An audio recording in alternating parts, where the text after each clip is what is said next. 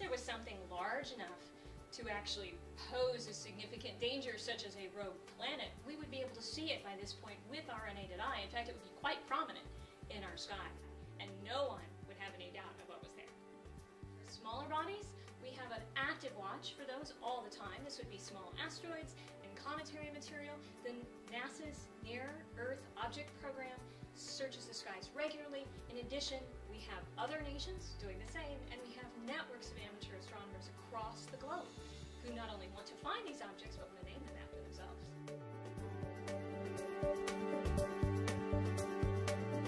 Here's our galactic center, nice, beautiful, barred spiral galaxy, and way out here at 28,000 light years would be our own sun and its family of planets. That's a very large distance.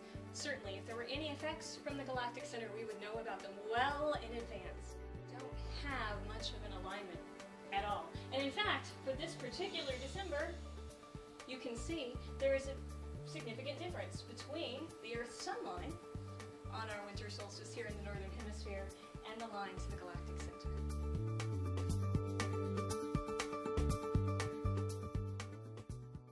Solar flares occur fairly often on the surface of the sun, at least once a week or so.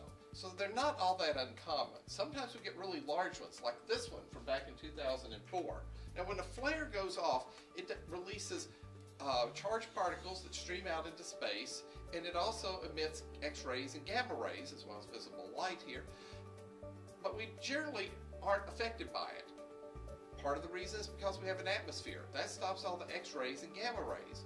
But what about the charged particles coming off of the sun? Well, we're protected by the Earth's magnetic field. Those particles actually go around the Earth because they can't penetrate into our magnetic field.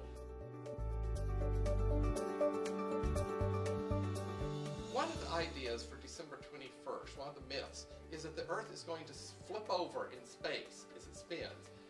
That's not going to happen. The Earth has a tremendous amount of mass as it spins. It's got a lot of momentum, a lot of inertia. You can't just simply flip it over. There's this idea that somehow the magnetic field is going to flip over all in one day.